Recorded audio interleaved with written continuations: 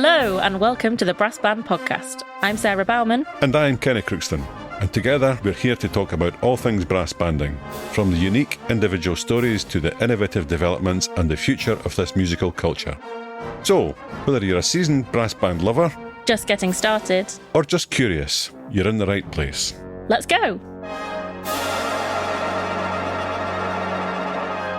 Hi Kenny, have you recovered from a busy weekend of bandy things? I had a fantastic day yesterday at the Red Admiral Entertainment Contest in Chorley, which is a relatively new event. It started last year. Good number of bands there across all the sections. Very friendly, lovely event, really well organised.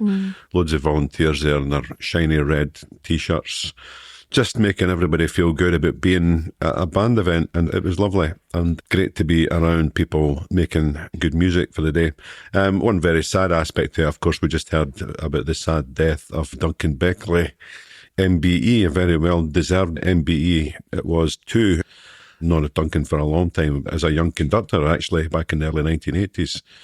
An absolute legend in the brass band world. You talk about trailblazers, I don't think many people blazed a trail like Duncan did. A fantastic musician, a lovely man, and very, very sad to see Duncan's passing.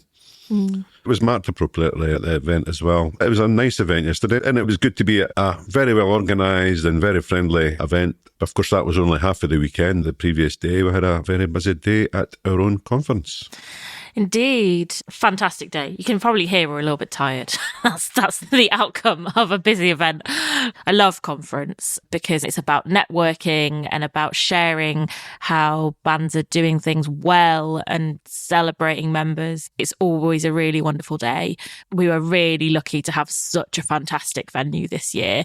Redhills Durham, enormous thanks to them. It's a place that was so powerful to be in the main hall in Pitman's Parliament.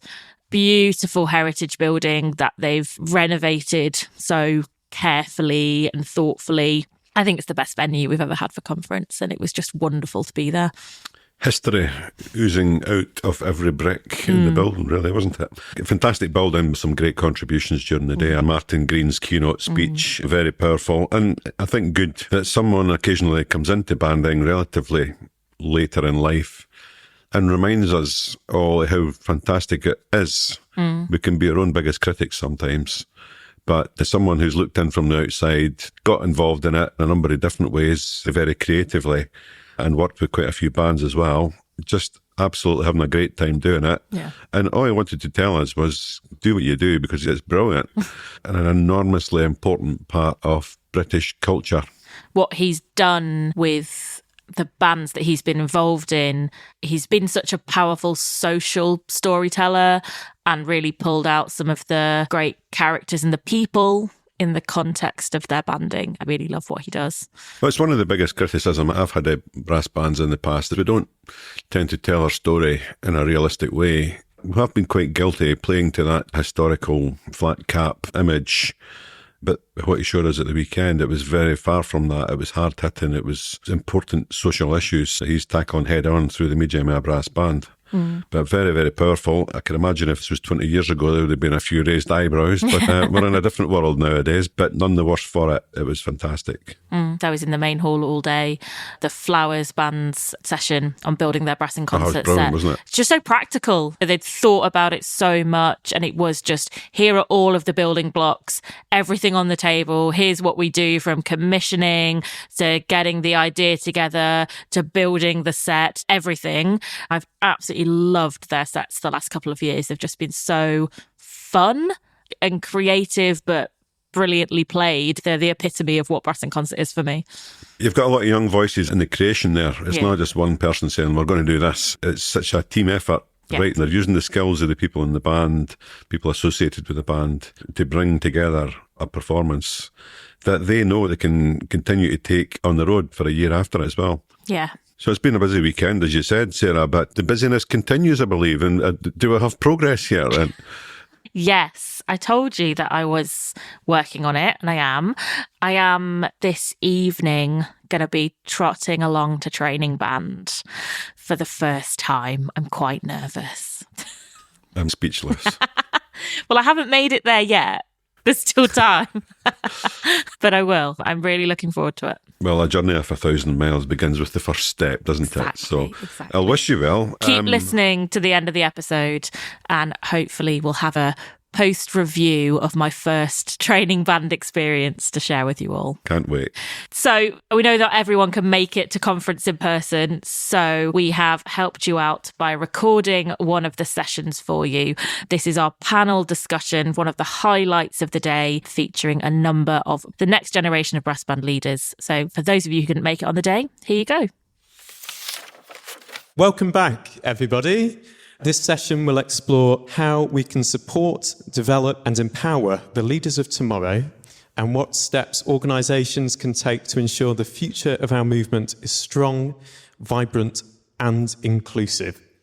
To lead us through the discussion, I'm delighted to hand over to our panel host, Katrina Marzella-Wheeler, who will introduce our panellists and outline the session ahead. Please join me in welcoming Katrina.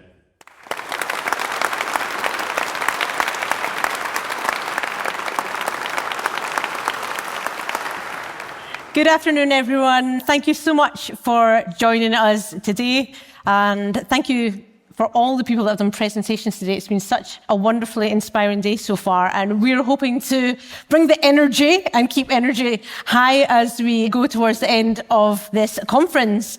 Yeah, we all know brass band thrives on tradition, but it really does depend on fresh ideas, a new energy, and bold leadership to be taking us forward. We can be custodians of tradition, but also be innovative in our approach. And today, I'm so glad to be on stage with this amazing team, 4 brilliant panelists who have each got their own experience and a unique perspective to share with me and you all today.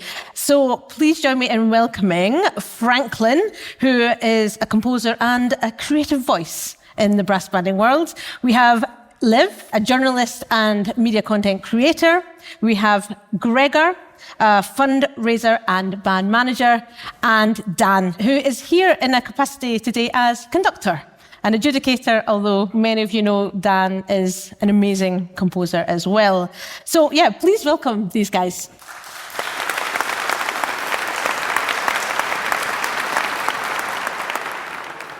Okay, so just to begin, I'd love to invite each of the panelists to just tell us a little bit about who you are, what you do, and what motivated you to become a leader in our sector. Franklin. So I am a composer, and I am currently the young composer in residence with Regent Brass in London. And essentially how I got into that was Alan Jickett, who many of you may know, invited me to write pieces for band. He was school teacher at the school where I went. I ended up carrying on and not stopping, so yeah. Hello. So I'm a bander of 22 years now. I've always been a band geek, and when I was 18, I wanted a little corner of the internet just to put my little brass musings. No one was ever supposed to read it or see it. And then 10 years on, there's a social media platform, and I'm very lucky that I've been able to cover some events that's not a trumpet. And I never set out to be a leader. Like 18-year-old me, I've been very chuffed that any kind of title like that's been applied to me. 28-year-old me is chuffed with that, to be honest.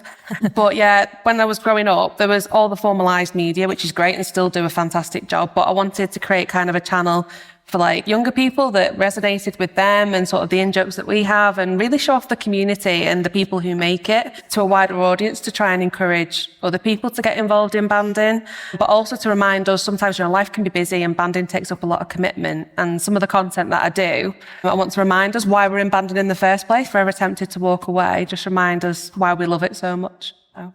Thank you, Liv. Gregor. Yeah, so hi, I'm Gregor. I'm the band manager and the trustee of the Flowers Band down in Gloucester. I sort of fell into the admin side of things, mainly because I seemed to know everyone when we needed deps. And because it was all my friends that were depping, then they thought, oh, it'll be easier if we just put you on the committee and then you can tell us what's happening. And then when I was 22, I got made band manager, which coincided with me starting my master's degree in arts administration. So I got to try out all this stuff on the band that I was learning along the way, and then they got the benefit of me finally knowing what I was doing. And that then led me on to my job now, which is in fundraising, which I also try and do for bands here and there as well. Thank you. Dan. Hi. So I work as a composer, and I knew from the age of 14 that I wanted to be a composer. and that was going to be my dream job. Nothing was going to stop me or get in the way. Before I went off to university, the conductor of the band that I played in, called Aaron Harvey, and the band was called St. Austell Brass Band, he said to me, before you go off to university, we'd love to put on a concert of your original stuff. And I was like, great, okay, this is awesome. And then 3 weeks before the actual concert happened, Aaron said, right, just come to the front of the band, and by the way, you're going to conduct this concert. No way. No way. I just want to hide. I was bottom third corner with pride. And I just wanted to stay there. But anyway, he would take time in and outside the rehearsals to teach me how to conduct.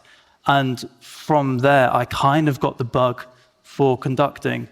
And the reason I still do it now is, one, I love it, but also I want to be able to give opportunities to younger people the same way that my conductor gave me opportunities. Because if it wasn't for him, then there is no way I'd be doing conducting or probably even composition as a career now. Thank you. So I'd like to just do a really quick fire round, just with a yes or no answer, actually, about age and your own experiences. And that, has your age and therefore your experience shaped how people treat you? I'd like to do this in both contexts. One at the start, which might have been, a few years ago, it might have been 10 years ago, and currently now. So, Franklin, has your age been perceived as a negative issue as a composer? No. Yeah, when I was younger, definitely. No. Sometimes. Very diplomatic, Daniel. You said when you were younger. Liv, what about now? I think not only as I've got older, I think the assumption that because I'm a young bander and I've not been in it for 40 years, that obviously I don't know as much as somebody else, that's kind of waned a little bit. But I think also some of the experiences that have come through, like other organisations and have been recognised, that kind of bias is lessened as well. I think, as well as a bit of age bias in banding, I think there's a bit of experience bias as well. Okay. If I can comment, a lot of it was engaged by chance. So that's maybe something you guys were engaged into leadership by chance, just by the nature of a few things aligning at once. So maybe that's something we can touch upon later when we do more general questions. But for now, I'd like to do some direct questions to each of you in your capacities here today. We were actually just chatting about ages, and it's probably worthwhile sharing this with everyone here. Franklin, you're 20. Yep. Liv is 28. Gregor's 25. And Dan is also 28. So hands up if you're feeling quite old right now. Yeah. Okay, start with Franklin. So as a composer who is young, 20-year-old composer, in what ways have you found it possible to lead through what you do, through your creative process? Can you give us some examples of that? Yes, it really does come down to the particular group that you're working with. I'm very lucky with Regent Brass. We're very open to new ideas and programming wacky stuff. So that's made it especially easy. So I think that on an individual level within the band and locally, even within the community, we're in London, so there's always a crowd for contemporary music, whereas if you were perhaps somewhere less urban, you might be less likely to draw an audience for it. So I think I've hit the jackpot, essentially. It's just quite lucky. It all just fell into place in terms of becoming a composer in residence with a brass band. Thank you. You also study composition, don't you, at the Royal Academy? Do you want to tell us a little bit about that as well? Yes, so it's very varied. I like to keep things quite diverse in my portfolio, so I'd actually say a sliver of the music I write is for brass band. I probably should do more because I think I've had some of the most successful performances from various brass bands. I'm in my third year of the undergraduate course there, and I'm loving it, really. It's very, very open-minded. You'd think that they might be slightly opposed to having brass band music in a portfolio, but no, they're all for it. That's great to hear. Liv, at this point, we'll involve some of you guys, so I'd like to make this a little bit more interactive. In the bands that you're involved in, who has a strategy, a social media strategy? A papering 1, 2, 3, maybe about 6 or 7 out of the, maybe about 40. Okay, interesting. Liv, as a journalist and media creator, what would you say as a sector, can we use storytelling to highlight new leadership and push for change? Yeah, definitely. So away from banding, I wish that banding and It's Not a Trumpet was my day job, but alas, nope. So I head up the digital marketing strategy for a multi-million-pound construction company, and trying to make construction interesting, it's not easy. And storytelling is a huge vehicle for making complex concepts, emotional concepts, easy to understand. That's why companies like Disney use storytelling to get really complex concepts down. And when it comes to highlighting young leaders and cultural change within banding, these are massive, massive topics that come with a lot of politics and a lot of opinions and using storytelling, which is what I do when I do my little videos. They're not just to make myself look silly, although I do a good job at that. It's to highlight topics going on in banding and a bit tongue-in-cheek, but actually like, is this right? Is this something that we should be doing? And when I set up It's Not a Trumpet, I never wanted it to be a faceless entity. I wanted people to know that it was written by me. It was written by a bander who's still banding, is playing the championship section. So everything that I write about is happening to my audience as well. And when I'm trying to talk about things to try and push change forward, I use storytelling as my experience. So experiences go into contest, experiences that I've had within the community, frustrations that I have. So I'm hoping that people with influence take those stories and go, actually, we are having an impact and it's not necessarily a positive one. When I was younger and I was setting up It's Not a Trumpet, there wasn't really anything else like it. And then with the rise of sort of TikTok and stuff in lockdown, I'm seeing other young people create their own platforms and using storytelling to highlight their experiences and also their frustrations. So I think the great thing with social media is that it's accessible to everybody. You can pick up a phone or a laptop tomorrow and create your own platform and put your voice out there. And I think it's a great vehicle for that. And I'm glad that more and more young banders especially are creating their own platforms to try and drive change in the community. Good, good. If you haven't seen Liv's online content, do check it out. It's hilarious and it hits the nail on the head very well. But you also contribute in a way that is thought-provoking. Like last night I read your article on top 10 major works by women. So that was really informative as well. So yeah, do check it out.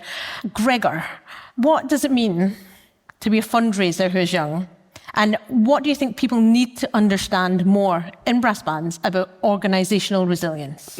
I think fundraising in general at the moment is something that charities find really difficult, and I don't think that changes because of my age. I've not been in it as long as a lot of people who do fundraise, but it's a tough time for everyone at the moment. And, you know, when you're asking for donations and things like that, people don't necessarily have as much to give as they once did. In terms of sort of organisational resilience and things like that, can I just ask here, how many bands here, have you got a budget for the year ahead? Anyone? Yeah? Brilliant. Have you got a cash flow set out so you know exactly which month is going to be difficult for you? How many of you got a 10-year strategy where you've laid out where the band wants to be, things you want to achieve along the way, what's the big projects, you know, you're going to add youth programs to your work, things like that. How many have got a 10-year view on what they want their band to do? Not many. And I think the thing with organisational resilience is you can't be resilient if you're not planning ahead, because you're not putting the sort of measures in place that you can deal with things that come up. Are you going to have a massive band room fire and lose everything and insurance might not cover it all? Have you got your reserve policy right so you always have the amount of cash you need to get through the next 6 months if another global pandemic comes along and everything has to stop, things like that? And I think the fundraising needs to be part of that because you need to secure your income streams. When bands want more money, the first thing they think of is, we'll put another concert on, we need to earn our income. So my last job before the one I'm in now was an opera festival, which turned over £7 or £8 million a year. 5 million of that was fundraised, only 3 million of it was tickets. And I think it's interesting that banding is quite behind the classical music sector in the way we secure our income streams, because we don't think, oh, let's launch a new individual giving scheme, let's launch a specific fundraising appeal, let's build connections with our local businesses. Let's really look at what grants are out there. We think, oh, how can we earn more money? And that's important. It's important to earn the money, but also most bands are charities. I think we need to really accept that we are charities. We do good work and really delve into what that means and where we can look. Absolutely. Why do you think that is? I think banders take for granted what we do as just this thing where we go to band twice a week, we play some music with our mates and we go home. And I don't think we look at the wider benefit of what we do and what it can give to people. You know, music does change lives. I work for a music education charity and I see the joy it brings to children, and then I see them a few years down the line and, you know, they're still at it and it's had all these impacts on their lives. And banding does that. Banding's done that for me. I wouldn't have done my degree. I wouldn't be in the job I'm in now if I hadn't been given a baritone when I was 8 years old as a part of a wider ops thing in school. No one in my family's musical. And it's that kind of thing, like bands do that too. And it's just taken for granted that banding fills the gap when the government fails its art thing. It's like, oh, but bands will keep it going.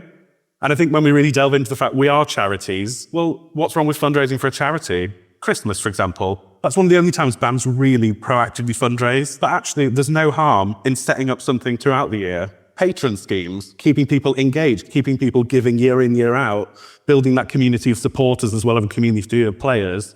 It's so important and massively underdone. Gregor Spence, bringing the heat. I love it. Fantastic. Dan, let's talk first of all about conducting. What is it like being a younger conductor? How do you go about building confidence and respect? Is it difficult conducting a band that might be predominantly older than you? Perhaps you could share some experiences with everyone. Okay, so I think it's definitely challenging. Unless you're conducting an academy band, you're going to come across people who have been in brass banding like before you were born, basically, and they know these pieces inside out. The old rep, they know the way, or they have a certain way in their mind as to how these pieces should be conducted and the interpretation. So it is definitely challenging, but it's also fun.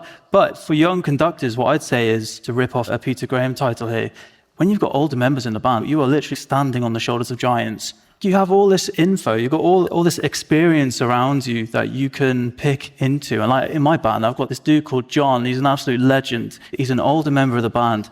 And whenever we're playing the yellow music, I'll ask for his opinion. I'll say, look, John, you've been around, you know the score way better than I do. So I'll ask for his opinion. But in terms of how you have the confidence to conduct as a younger conductor compared to most, I'd say you just do your homework, know the scores inside out, make sure that you are prepared for any and all questions to come up. It's just preparing. What about from adjudicating? Let's quickly just talk on that. Can you share how you've managed to build credibility as an adjudicator? Has that been a challenge? What about achieving balance between expertise and fresh ideas or different ideas? I haven't got a great deal of experience adjudicating, but from the little experience that I do have, I would say you could probably build credibility by just being honest. And the first time I adjudicated was at CIDIS in 2022, I think, or 2023. This is when I first met you. At the hotel breakfast. At the over hotel the sausages breakfast and beans. bar. Oh, yeah, I was stuffing myself, silly. I was paired up with Anne Crookston, who was and still is an absolute gem. I had no experience, no training in adjudicating. All I had written was like, band number 1, opening, this is sick, hell yeah, baby. And I looked over what Anne had written, and she'd written like a whole page. But what she was doing was she was giving really good tips. She was obviously listening, but she wasn't saying like, bar 4, intonation error, or stating the obvious. And I was kind of learning from her that she was being positive, but then also being constructive, and then saying in the future how you could improve your ensemble, what you can do to get to the next level. I think you can build credibility by just being honest and following the way of the great Thank you. Crookston. Can I just jump in there quickly? Of course you can. Because I think you made a really good point there about standing on the shoulders of giants. The kind of thought process in banding a lot of the time is like the younger generation has to wait for their turn, when actually you've got a younger generation that's got loads of talent and relevant, credible experience there. And I think it's a massive wasted opportunity that we don't have more mentorship programs. Like where I live currently, there's a brilliant contest going on called the Red Admiral Entertainment Contest. And they have a fantastic scheme where they have a senior adjudicator that adjudicates the contest. But every single section has like a junior adjudicator that doesn't have as much experience. And basically they're allowed to give their feedback to the band at the end of every performance, but also the adjudicator gives the younger adjudicator feedback. And I think if we could roll more programs like that out, how many contests do we have in a year? And let younger adjudicators gain this experience. And same with composing, same with conducting, try and find these mentorship programs. Because all these leadership roles, you're talking about credibility, people are asking for so much experience, things like the test piece panel as well. You have to have so much experience in so many different facets. And how are young people supposed to get that experience if it's not on offer? I'd like to open up just generally to the panel. These things that we're talking about, it is about how leadership is perceived and handled, I guess, in our community. I mean, these guys are all emerging as young leaders. If there's one thing that we could do for each of your areas of expertise, or a couple, it doesn't really matter, what would it be? Perhaps, Gregor? Well, I think from the admin side of things in banding, it's not glamorous, it doesn't sound fun. But I can tell you now, I take a lot more pleasure from planning a concert and seeing an audience turn up than I do from a contest performance now. And I never thought it would be that way, because I love contesting. But actually seeing a project from inception to delivery is so rewarding. And I think similarly, just shadowing opportunities, getting people involved, saying, well, actually, do you want to help me plan this concert? How do you think you'd market it? What kind of rep do you think we should do? How do you think we should plan it? Where should it be? Is there anything innovative we can do with it? It's just opening an opportunity for younger people to give ideas. Because it can be intimidating in a brass band if you're the youngest person in your band and everyone else seems to know exactly what they're doing. They've got a really firm grip on it. Why would you speak up? What about within the room? Do we have lots of shadowing possibilities within your bands? What about for conductors? Yep, just one. What about in the administrative side, in the committee, or the band exec, or whatever you want to call it? Just 3. Interesting. Franklin, what about you? I think a lot of it does come down to attitude, with brass banding being so steeped in tradition. I don't want to use the word stuck, but often it can feel like things take a long time for change to take place. And over time, it will just naturally progress as new people come in, and the people who were there before impart their wisdom on us all. It will gradually but surely develop for the better, where attitudes change towards more progressive programming and things like that. And within the communities where the bands are performing as well, I think perhaps more community outreach and actually getting to know the audience would be incredibly effective at bringing banding to a wider audience, which is kind of what everyone here, I'm assuming, would want. Is banding genuinely open to young leaders? I don't think it creates enough opportunities for young leaders. I think the leaders are out there, and I'm not saying that those with more experience need to retire to let the new generation in. I'm saying we need to collaborate together. Banding as a whole will benefit from younger people coming in and giving their perspective and their insight, and just because they've not been in banding for as long as some people have doesn't mean... I mean, how many 20-odd-year-olds have 22 years experience in a skill? Like, I started when I was, 7? I'm nearly 29 now. I'm for 15 of those years. I've been playing in contests. I've played pretty much at every level, including the championship section. That's a lot of experience. And there's people my age and younger that not only have that level of playing experience, but composing, conducting. They've got a wealth of musical knowledge. The opportunities just seem a bit closed off. We have enough events, and there's definitely scope to create more events where younger people can play a bit more of a role in it and learn. And then when these leadership positions come up, or these mentors decide, you know what, I'm going to step aside, I've trained you up, now's your chance. I think that's much better for all of us, because I think if we're just sitting there waiting, expecting the younger generation just to wait for their turn, we might turn round in 40, 50 years and that younger generation's gone, well, do you know what, I'm going to go elsewhere. I'm going to compose for other ensembles. I'm not going to bother with brass bands because they never get picked for any major competition. So what's the point? Is there, for the panel and the room, one practical thing every single band could do to encourage young leaders in all of your fields? And not just bands, of course. You know, we've got band organisations, regional organisations, Brass Bands England itself, all these things. What is a real simple step forward that could be taken? I'm curious, the bands that you all play in or have played in, if they had youth bands, how usual would it be to see a player from the youth band sit in on an adult band rehearsal, or even have the opportunity to conduct or write a piece for them or anything like that? We don't have a youth band. I play for the Rainford band in Merseyside, and we don't have a youth band at the moment, but we have a great collaboration with St Helens Youth. And we've invited quite a few of their players down, some on quite a regular basis, to come and sit in, and quite a few of them are capable of playing at this level. And some of them, have played at contests with us, which is a great experience for them. Moving away from sort of the playing side of things, we all have committees in bands. And I think sometimes when it comes to like the AGM or the time when roles need to be picked, it's just kind of like, we need this person, we need this person, we need this person. There's no real kind of like, when you go for a job, there's a job description. Or is there anybody in this band that's got this particular skill, like social media? I mean, I think there's a big fear of some of these social media platforms that some people in bands have never used. You probably got a young person in that band that's used it. So why not put that out to the floor and say, right, do you want to do our social media for us? I think just expecting people to come, particularly younger people, because they might assume that they don't have enough experience to be good in that role. So actually giving them the roles and saying, can you do any of this? Or is there any of those skills that you've got? I think opens up that channel then for them. Your particular area of expertise, Gregor, it must be one of the hardest things to get young people into, potentially. Like you said, it's not so glamorous. So what is a practical thing everyone here could do, and the people tuning in later as well? Well, if you look at Brass Bands England, for example, we've been hearing from Ruben and Hannah today. They're 2 young trustees. That is part of BBE's vision, to engage people in that. And I'm not necessarily saying you want to enforce that in your own band, but it's allowing young people to be part of all the decision making. Don't just close off the committee meetings and think, right, we're doing that and everyone else is in there. Specifically invite the young people in. They might not feel confident enough to say they want to be part of it. And why would they if they've never done it before? You don't often force yourself into a room where you know nothing about what's going on inside.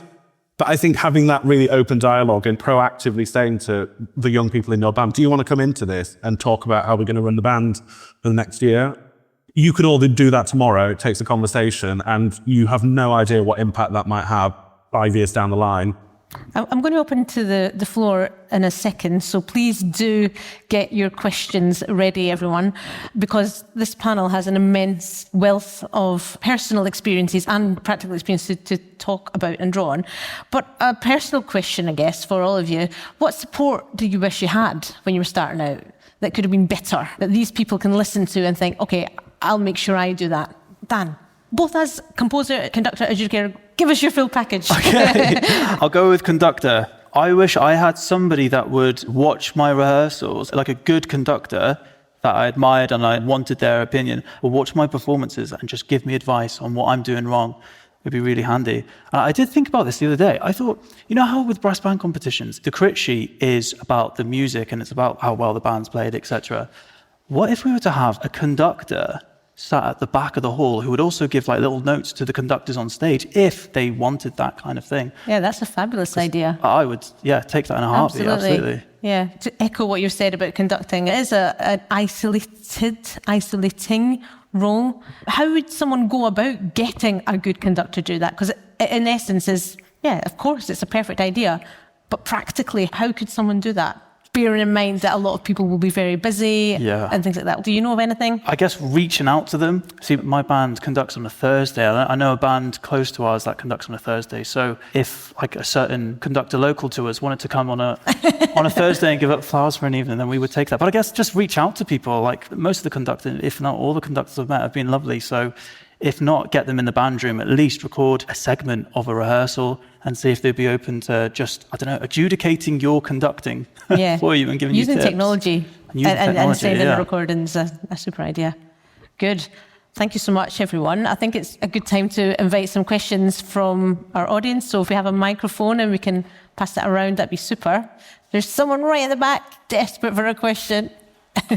It's not really a question. I just wanted to pick up on what Dan was saying a second ago. The Brass Band Conductors Association has a mentoring scheme. And if you are a member of the association, you have to submit a thing and we hook you up with people in your area. It's a really brilliant thing because we talk about a lot in our meetings, that isolation that you feel as a conductor. And a lot of the adjudication you get is critique on the band. My advice, not that I'm saying I'm in any place to give advice, but my advice is a similar thing. Film yourself all the time. It's a brilliant, brilliant tool. I look back so many times and go, what was I doing there as an idiot? But Brass Band Conductors Association has that service if anybody is picking up on that and going, oh yeah, that's interesting. Come and see us down in the hall. Thank you. Hello, I'm Nigel Stevens. I'm a trustee of Brass Bands England, but I wear a few brass banding hats, actually. I run as CAO the Brass in Concert event, although I'm now ably surrounded, as you've probably seen from the press, by a number of other people and custodians that are all in the building as well today.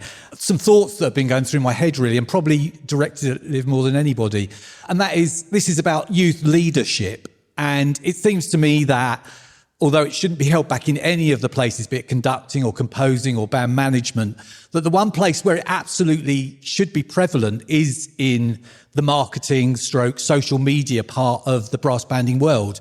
And when I extend those thoughts further, it seems to me it's the root of everything, because the route to brass banding and its future and getting more composition work done and more conductors there and more gigs for the band manager to manage seems to me in us attracting people through social media in this day and age. Whether it's healthy or not is a whole separate debate. But the comment is that everybody seems addicted to social media. And therefore, that route is so important. And just one other thing, Liz, perhaps you can answer this. I'm a TikTok fan. I'm probably in the wrong category at my age, 64, yet addicted to TikTok. But I talk to my wife, who is an Instagram major follower, and I talk to my in-laws, who are Facebook followers, but we all know the same content. So it seems to me a bit odd that we pigeonhole it into these categories, whereas actually the same creative idea reflects to all those age groups across the platforms. Yeah, no, you're absolutely right. Particularly when we are talking about the younger generation, statistically, Gen Z, which is the generation below me, I'm a millennial, just studies show that they are largely on platforms like TikTok and Instagram. And it's a great platform for banders to grab hold of. And I feel like during COVID, when we couldn't go out as much and everything was kind of online, bands really started to look at social media and the value of it and the power and the reach of it. And then COVID kind of went off. And some bands went, oh, we don't really need to do that anymore, and has gone backwards into the old ways that they used to market their concerts. Nowadays, there are so many platforms out there, and I think some bands have incredible social media strategy. You look at Leyland Band, for example, or Corey, they treat their social media platforms and their branding like a business would, and that's really good to see. When they've got concerts, they're not just posting it once, they're posting it on multiple platforms in different formats, which is great. And they've clearly got people in their band that have that kind of skill set. Now, not every band will have that skill set. I heard a comment today of somebody saying, I'm absolutely terrified. I know we need to go down the TikTok route, but I don't know how. And it's something that I'm looking to work on with the blog, because I do have a lot of knowledge with that. And I think anybody else who does have knowledge, use your platform, use your own social media to do that. That's great. And I think there's definitely scope for training on that. But this goes back to accessing the youth within your organisations. If you have young people, put it to the band and say, does anybody have any experience with this platform? Do we all know what everybody does for a day job in their bands? There's a whole skill set to tap in there. There might be somebody in your band that works in web. There might be somebody in your band that works with social media or marketing. So try and see if you can tap into that skill set. And if not, there is so much training online, free training. If you go to sites like HubSpot, for example, there's lots of youngsters in our workplace that use that to try and get social media skills. There's loads of tutorials online of how to understand different platforms and how to get the most out of them. But the best thing that any band can do, and the best advice if anybody's listening or watching today and going, I want to kind of explore this platform, just do it. Open up your app, and you can just start off with just filming some of the stuff that your band is doing, your rehearsals. It's all about essentially lifting the curtain on what your band does. You don't have to go down the massive scary trends if you don't really know how it all works just yet. Snippets from your concerts. You know, anybody can prop up a phone or a camera or ask somebody in the audience, can you just film this? And that's your starting point. And the more that you do it, the more you kind of get your head around it and what kind of stuff your audience or the audience that you'd like to attract wants to see. Thank you. Any other questions? Yeah, we're going to Ewan. So only a quick one it is. Where do it's Ewan Fox. Oh, sorry, Katrina. I apologize. Where do each of members of the panel see themselves or wish to see themselves if they've got a personal strategy in 10 years' time within the banding movement? Great question. Let's go through all four. Put you right on the spot. In 10 years' time? Well, I must confess, I haven't yet implemented a 10-year plan, but thinking of one on the spot, I would like to keep writing for brass band, and I do want to see myself playing more, actually, because I don't do as much. I play bass trombone with Regent Brass once in a while when they get pretty desperate. But yeah, I'd like to get more into playing and exploring other avenues of music as well, writing for loads of different ensembles, get more into conducting. I mean, that's the joy of this conference. I get to find out loads of different avenues that we can go down in the brass banding community. I never would have expected for band management to be such an intricate artwork almost. Thank you, Franklin. 10 years' time, still want to be playing at the highest level that I can. I want It's Not a Trumpet to be more than what it is. I don't want it to just be a media platform or a social media platform or a journalistic platform. I want it to be able to offer genuine, tangible opportunities for people who want to write, particularly the young people who want to write. But I know that youth banding and getting youngsters into banding in general is still a massive issue. So I'm looking into fundraising and sponsorship and ways of building this platform into something that can actually offer, rather than just talking about opportunities or imploring other people. I'm of the opinion that there's no one on a white horse coming to save banding, it's us. Now the platform is growing and I'm really chuffed and honoured that it is. I want to actually use it as a vehicle for change. Yeah, I'd like to publish a book about banding at some point. Thank you. I think for me, I mean, something I've talked about actually with Katrina a fair bit is how it really hacks me off that bands just think about their band. I would love in 10 years' time to be part of something. Look at the collective effort if all bands are pulling in the same direction. There are so many big ideas, like, for example, BBE is brilliant, this membership organisation, 683 bands, that's a lot of bands. If all those bands every year, on top of their BBE membership, paid a £25, let's call it a commissioning levy, for example, that would make a huge pot of money to commission music for the sake of music and just enrich the banding repertoire. Ideas like that, you know, how can bands better run contests? Could we look at a contest that actually the bands organise it themselves, put it on, co-invest, they take out the ticket sales themselves, then they're equally motivated in promoting it. Things like that. Just not looking after the band that I happen to be in at the time, just trying to be part of something bigger, I think is where I want to see myself and just banding going. Thank you. In 10 years' time, I'd love to have a student or somebody that I've conducted turn into a conductor or a composer, to have someone under my wing and then see them grow and know that I've helped somebody. That would be great in 10 years, yeah. Thank you. Hello.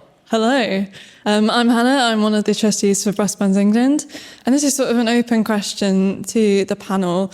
One of the most difficult skills as a young person, at least in my opinion, in leadership roles, is your interpersonal skills and how you interact with people in your life. And I wondered if you could talk a bit about how you've developed those skills in your various leadership positions, and maybe a little bit of advice for anyone that wants to go into those roles. I think for me, being a band manager, you're obviously constantly interacting with the whole band, which is, 30 people plus whoever else you've got in the back room. And I think it's a process. I didn't get everything right on day one, and I still don't get it all right now. Criticism is never fun, but you've got to take it. When people say, actually, the way you're prepping the gig sheet, I don't like what it says on it. I need some extra info. I need this, I need that. And it's just being really open to those relationships and taking the feedback. And we all do this because we love banding. And I think that's got to be the core of the sort of relationship in a band room is, we're all there for the right reasons. Let's all just pull in the same direction and not hick at each other, not critique the program because I don't like this piece. Just even within a band, there's a bigger picture than just us as a player. I think in terms of interpersonal relationships, just taking feedback, just being open to figuring out what works. Yeah, on the point of feedback, I will say personally, when I was first writing pieces for the brass band, I would send the score off as a PDF and I'd get feedback from whoever I'd sent it to. And oftentimes it would be like, oh, maybe you want to change this, maybe you want to change this. And in my mind, I was of the opinion that, oh, well, I've written it this way, which means it must be right and you must respect the integrity of my music. And chances are, if I'd taken their advice, it would have yielded a better piece. And I think that the whole idea of not being offended and taking things on board, now I'm happy for players to kind of change things, still within reason, and kind of make it work as well as they can for them personally as a player, because obviously they know their instrument better than anyone else will ever know their instrument. They know what they will perform best. So yeah, not taking offense and not feeling hard done by change. I think on a banding level as well, it can be nerve-wracking. I've sat on committees as a younger person, and it's hard, especially if you're the youngest in the room, which I have been, and you've got a lot of people who've been playing in that band for 20 plus, 30 plus years, and it can feel really scary actually putting your hand up and going, I don't think this is the way we should be doing something, or I've had this great idea.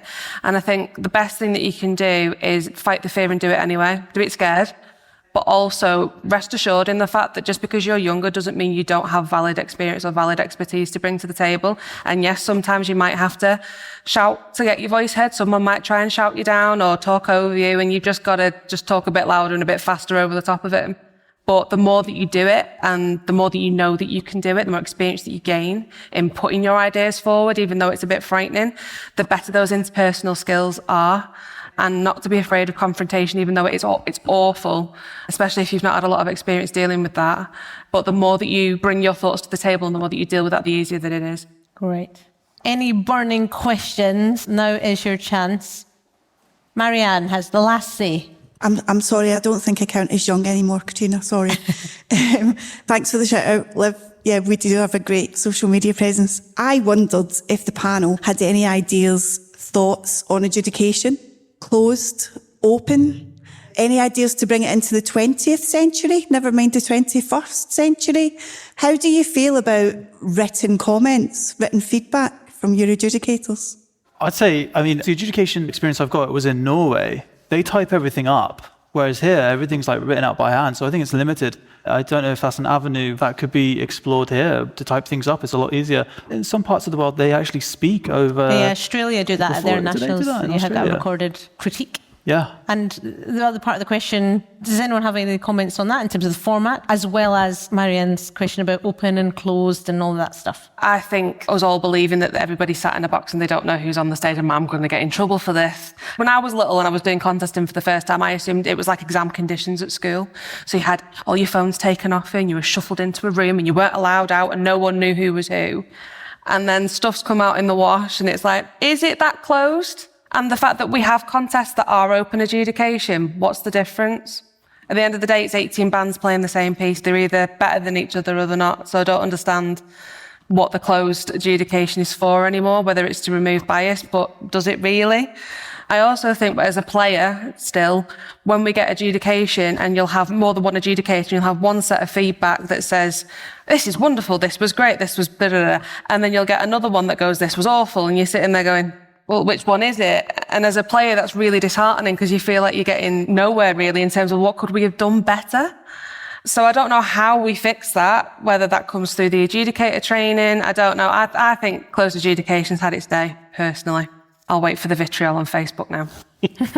Yeah, I think I've got mixed thoughts on that. I've spoken to a fair few adjudicators who actually prefer being in a box because it blocks out the visuals and they can really not be distracted when they're giving their feedback. And so from that angle, I see it. But I think the sort of enforcement of it on the other side is just sort of implicit distrust. And I just think banding is a fairly small world. We all know each other to a point. Every judge will know someone in a band on a stage at a contest. It's just how it is.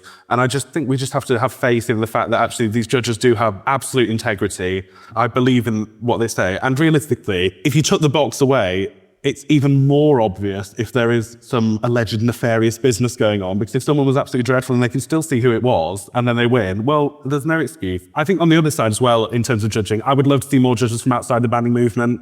I think when you've got a panel of 3 people, they don't have to be 3 banders. I get the point that, but they don't necessarily understand the nuance of test piece. But if you've got 2 people that do and someone who can just really say it from a really musical perspective, well, actually, I didn't like the way you interpreted it, or I loved this, it was really profound and deep. Well, brilliant. I just think we need to look slightly outside of the same pool that we use for everything.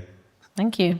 Well, I think time is pressing on a little bit and it's probably a good time to wrap things up. But I just want to thank our panellists so much for your insight and your contributions and for being so honest and sharing your experiences. I think we've heard today how important and how valid the contribution of young people can be in brass bands. Do we want to leave it to chance? I think that would be a resounding no. So please do take active steps to engage with young people within your own brass bands and within the brass band community. It is vital for sustaining what we love to do and to encourage change as well. Please join me in thanking Franklin, Liv, Gregor and Daniel for their amazing contributions today.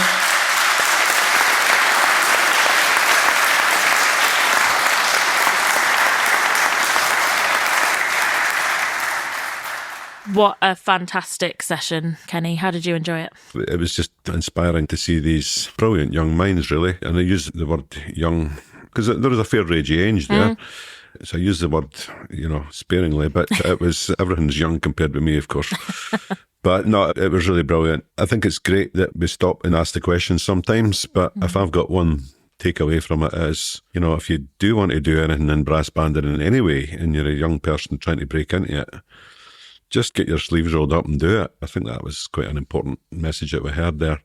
There will be barriers, there will be challenges. The more interested you get in it, the better prepared you'll be to tackle these challenges. It was just a really great session, I thought. I think Liv and Gregor both made really good points about utilising the skills that are already in the room and not forgetting about them. People come to band from all different walks of life, all different careers, or different skills, or different perspectives and experiences.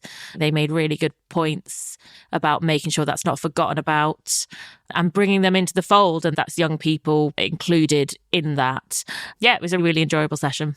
So I think if you're a young person who wants to get more involved with their band, more involved in band leadership in any of the ways that the panel talked about, but you don't know where to start, just get in touch with us and we'll see where we can help. It's more than likely that we've got resources or training or some one-to-one support that we can help you on your way.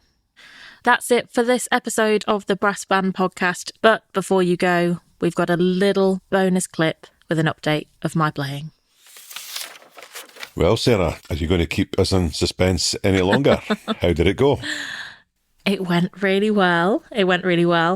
And now got a tenor horn and a handful of notes that I can play. So that's progress. A handful of notes? A handful. I'm not going to say exactly how many. Okay, I won't ask which ones there. But tenor horn, great instrument in the right hands, that's all I can say. You definitely gave me the wrong instrument. I got a much better sound out of it. It was just like, oh, this works in a way that the cornet never has. Remember when you first took up the cornet? If taking up is indeed the right description. When you first played the cornet, and then the difference when you played my flugelhorn, of course, was quite considerable. So I'd say a tenor horn was quite predictable, if not even a baritone or a euphonium. Who knows? Well, there's still time. But yeah, I've been to my first band practice, a lovely training band with beginner kids and some of their parents and some adult learners as well. Nice, fun, chaotic mix. So the big question is, are you going back next week? I'm not going back next week, but I'm going back the week after. But I have practiced since. Wow. There we go. Practice the next day. In fact, I played after I got back from training band because my little boy wanted to find out what was in the big bag that I'd brought home. And he tried to have a go as well. And how did he sound? Not great. I'm talking relatively to you, I mean. I'm better than him at this moment, I would say. I don't know how long that'll last. Just for clarification, though, he is actually 2. Yes. Yeah, he's not 12 or no. He's 2. And that is part of the pressure, that it's not going to be too long until he is playing. I need to get ahead of him a little bit before he catches up. Well, it sounds like you've had a fantastic time with the good people of Shepherd Training Band. So we'll all keep our ears close to the ground to find out how it continues to go for you in the weeks and months ahead. Yep. So good luck with it all. This series of the Brass Band podcast is brought to you by Brass Bands England. Thank you to Arts Council England, National Lottery Heritage Fund and Youth Music for their support. Thanks also to World of Brass for the beautiful music they have provided. To listen to all of the music from this episode and so much more, head to wobplay.com. That's wobplay.com. To find out more about this series and the wider work of Brass Bands England, head over to our website at bbe.org.uk and follow us on social media. If you enjoyed the podcast, please leave us a 5-star review. Make sure you subscribe to avoid missing any of our upcoming episodes and share your favourite moments on social media using the hashtag BrassBandPodcast. Thanks for listening and stay tuned.